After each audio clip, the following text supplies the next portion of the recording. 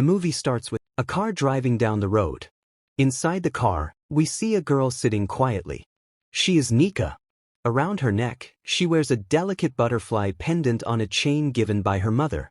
As they were on their journey, suddenly, a container lorry appeared in the middle of the road. Before anyone can react, there's a massive collision, a brutal crash. In the impact, Nica is thrown out of the car. Her mother and father didn't survive. Days passed. Now, she is on her way to an orphanage. There is a cruel woman running the orphanage. Without hesitation, she orders to remove the delicate butterfly pendant from the girl's neck.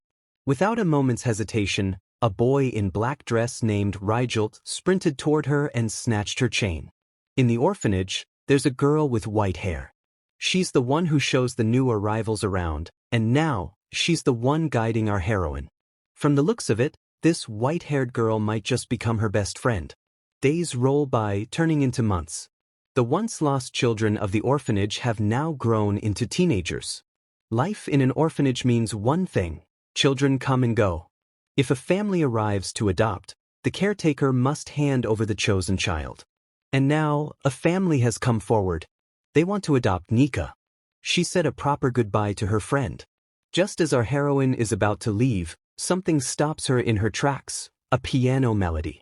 Nica follows the music to see who's playing. And there he is. Rigel sits at the piano, his fingers moving effortlessly over the keys. Then comes the twist. By watching this, the family that came to adopt her, they change their minds. They want to adopt him too. The caretaker has no choice but to let him go. And so, both Nica and Rigel leave together, stepping into a new world. At their new home, they're each given their own room. Nica is happily arranging her things. But Rigel? He remains the same, cold, distant, full of resentment. He doesn't talk much. Something else is off about him too. He frequently suffers from headaches. To manage them, he keeps a stash of pills. But that's not all. There's also a small, mysterious box in his possession. He guards it carefully, keeping it locked. After that, both of them are enrolled in the same school. When the admission process is done, the joining day finally arrives. The moment Rigel walks in, several girls can't take their eyes off him. Meanwhile, he remains unfazed, acting like he doesn't even notice the attention he's getting. At school, there is a boy who is constantly behind the heroine, hovering close, acting as if he likes her. After classes, he asks Nica to go out for a date. She doesn't answer. From a distance, Rigel is watching everything. He doesn't like this, and feels annoyed. Nica has two friends at school. One is tall and the other one is a brunette. Her tall friend opens her locker and finds it stuffed with flowers, but she doesn't care. He just shuts it again, uninterested. Then her brunette friend, she eagerly opens her locker, because every year, someone secretly leaves a single white rose inside for her. As she expected, a beautiful white rose, placed delicately inside her locker. She smiles, feeling a small sense of happiness, but when Nica opens her locker, there's a black rose inside. Once they return home, Nica storms into Rigel's room and asks if it was him. He chuckles lightly, then steps closer, tilting his head slightly. Nica realizes, this isn't just some childish teasing. Screen cuts there. Nica hangs out with the guy who asked her for a date. At the same time, Rigel is constantly thinking about her. Night falls. The boys had already gotten into a fight earlier. Rigel got sick from that. And now his fever has skyrocketed. Without wasting a second, Nica rushes to his room, grabs the medicine bottle, and hurries to his side. She helps him lie down properly, placing a cold cloth on his forehead. And then, just as she's about to leave, but Rigel grabs her wrist. He doesn't want her to go, but he tugs her closer. And made her sleep next to him. For the first time, he isn't hiding anything. He's trying to show his love for her. Now, a small flashback reveals something unexpected. Back in the orphanage, when Nica's precious butterfly pendant was ripped away from her neck, it wasn't just thrown away. Instead, Rigel had secretly kept it. Back to the present.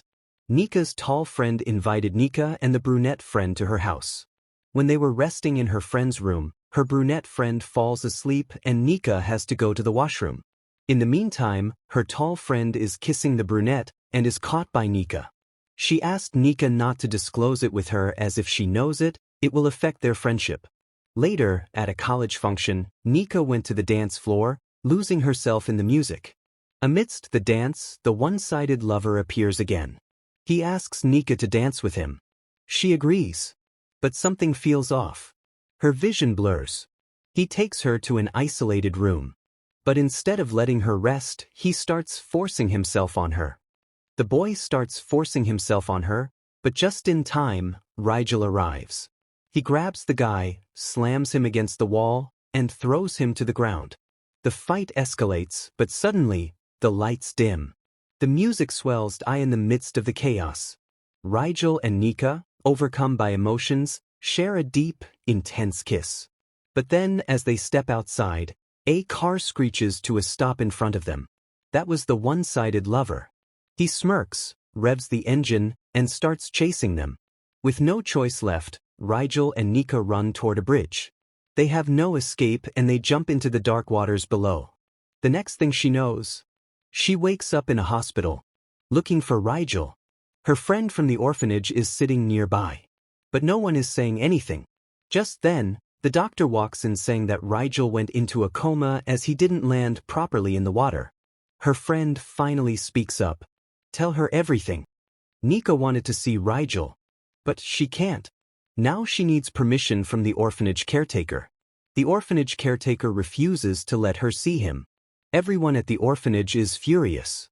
They want justice. They want the truth to be exposed. With the help of her adoptive parents, she files a case. The argument shakes the case. But then the truth comes out. The caretaker only treated Rigel well, while she tortured the others. She locked them away like prisoners. Nica's adoptive mother comforts her. For the first time, she sees hope. With renewed confidence, Nica returns to the courtroom and exposes every crime. The judge rules in their favor. The orphanage caretaker is sentenced. And Nica is finally free now. Then Nica visits him in the hospital. She grabs his hand and cries. Now, as she clutches his hand and weeps, his fingers twitch. His eyes open. He has come back to consciousness. Their hands stay intertwined, and the screen fades away. If you love movies like this, comment below. I'll see you again with another amazing story. Until then, stay tuned.